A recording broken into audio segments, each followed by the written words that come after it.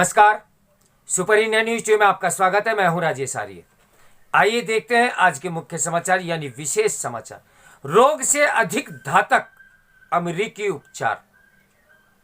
भारत को यह समझना होगा कि बांग्लादेश के मुकाबले पाकिस्तान को तरजीह देकर अमेरिका पुरानी भूल दोहरा रहा है। कई व्यक्तियों की भांति कुछ राष्ट्र भी अपनी गलतियों से कभी नहीं सीखते। वे बार बार भूलों को दोहराने के लिए अभिशप्त होते हैं। अमेरिका इसका ताजा उदाहरण है। 16 दिसंबर को भारत ने 1971 के युद्ध में पाकिस्तान पर विजय की स्वर्ण जयंती मनाई। इस अवसर पर बांग्लादेश में आयोजित समारोह में राष्ट्रपति रामनाथ कोविंद भी शामिल हुए। जब इसकी राज्य की तैयारियां जोरों पर थी, तब अमेरिका ने वर्चुअल लोकतंत्र सम्मेलन में बांग्लादेश को आमंत्रित ही नहीं किया। अमेरिका ने आतंक के प्रमुख गढ़ पाकिस्तान को निमंत्रण भेजा। हालांकि चीन टुकड़ों पर पल रहे पाकिस्तान ने इस आयोजन से किनारा कर लिया।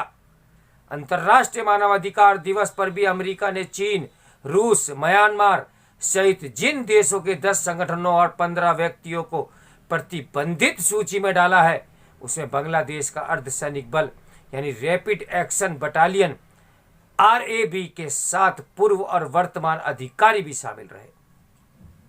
बांग्लादेश 18 करोड़ की आबादी वाला एक मुस्लिम बहुल देश है। इसका संविधान इस्लाम प्रदत्त है और दावा करता है कि यहाँ सभी गैर इस्लामी मजहबों के अनुयायियों को बराबरी का दर्जा प्राप्त है। इस पर कई अवसरों पर प्रश्न चिन्ह भी लग चुका है, क्योंकि घोषित इस्लामी इकोसिस्टम में गैर मुस्लिमों के प्रति सहिष्णुता और बराबरी की भावना का पनपना काफिर कुर्फ अवधारणा के कारण असंभव है।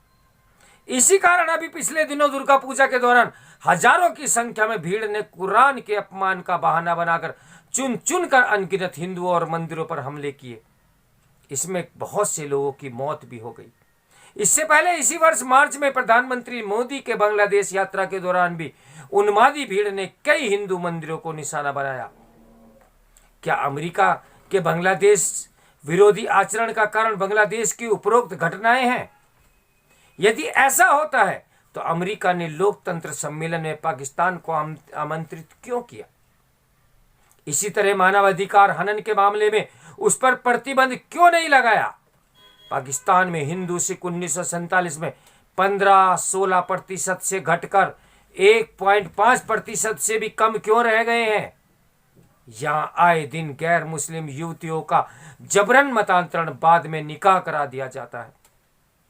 बचे कुछ मंदिर गुरुद्वारों पर हमले होते हैं और इस निंदा के नाम पर भीड़ द्वारा आरोपी की पीट पीट कर हत्या कर दी जाती है। अमेरिका ने जिस प्रमुख बांग्लादेशी अर्धसैनिक बल पर प्रतिबंध लगाया है, उसने हालिया हिंदू विरोधी दंगों पर काबू पाने के साथ जिहादी कंट्रवाद, आतंकवाद की कमर तोड़ने में मुख्य भूमिका निभाई है। बांग्लादेशी प्रधानमंत्री शेख हसीना अपने पिता शेख मुजब्बुर रहमान की भांति पंथ निरपेक्षता की पक्ष पोषक है। इसी कारण कट्टर बांग्लादेशी उन्हें मुर्तद यानी इस्लाम त्यागने वाला भी मानते हैं। यहाँ के विपक्षी दल बांग्लादेश नेशनलिस्ट पार्टी यानी BNP, जमात ए इस्लामी और हिजाब ए इस्लाम जैसे कट्टरपंथी समूह इस्लाम में पंथ निरपेक्षता का विरोध करते रहते हैं। यही कारण है कि जब PNP सत्ता में होती है, तब वहां हिंदुओं, बौद्धों और ईसाइयों के खिलाफ नरसंहार के मामले बढ़ जाते हैं। इस पृष्ठभूमि में अमेरिका द्वारा RAB पर कार्रवाई के यहाँ खालिस शरीयत के पक्षधर फिर से एकजुट होंगे, जो हसीना सरकार हिंदू, बौद्ध आदि अल्पसंख्यकों और भारत के लिए ठीक नहीं है। भारत को इससे चिंतित होना स्वाभाविक है। बांग्लादेश की इस्लामी पार्टियों को भारत हिंदू विरोधी चिंतन की प्रेरणा इस्लामी आक्रांताओं यानी उनके विषैले दर्शन से मिलती है।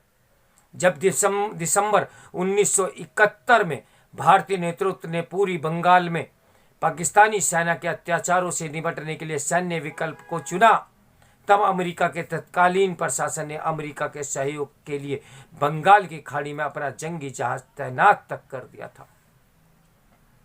चीन भी तब भारत विरोधी नीतियों के कारण पाकिस्तान का समर्थन कर रहा था। आज वही अमेरिका बांग्लादेश RAB पर प्रतिबंध लगाकर शेख हसीना सरकार की आतंकवाद विरोधी नीतियों को कुंद करने का प्रयास कर रहा है। स्पष्ट है कि विश्व के किसी भी मामले में अमेरिकी उपचार बीमारी से अधिक घातक सिद्ध हुआ है। ऐसे ही गलती अमेरिका अफगानिस्तान के मामले में भी कर चुका है। 1980 के आसपास जिन मुजाहिदीनों को अमेरिका ने पाकिस्तान सऊदी के सहयोग से सोवियत संघ के खिलाफ जिहाद के लिए खड़ा किया, उन्हें हथियार दिए, पैसे दिए, वह 1994 से तालिबान बनकर क्षेत्रीय शांति सुरक्षा को गंभीर चुनौती दे रहा है। यही नहीं, 2001 में 9/11 आतंकी हमले के बाद जिस तालिबान को अमेरिका ने अफगानिस्तान से खदेड़ा, जिसमें उसके 7,000 से अधिक सैनिक तालिबान गोली का शिकार बने, उसे तालिबान को अच्छे बुरे में बांटकर उसने समझौता करा दिया। यह ठीक है कि सभी जिम्मेदार देशों की विदेश नीति अपना हित सर्वोपरि होता है, किंतु उन्हें श्रेष्ठ जीवन मूल्य से अलग करके नहीं देखा जा सकता।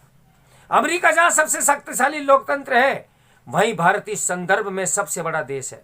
जैसे आज इन देशों में एक स्वाभाविक सहयोग है, वैसा दशकों पहले होना चाहिए था, किंतु अमेरिका ने अपने विशुद्ध हितों के लिए सोवियत रूस से शीत युद्ध की आड़ में आतंकवाद के कारखाने पाकिस्तान का सामरिक आर्थिक समर्थन किया, और आज भी स्थिति अधिक बदली नहीं है।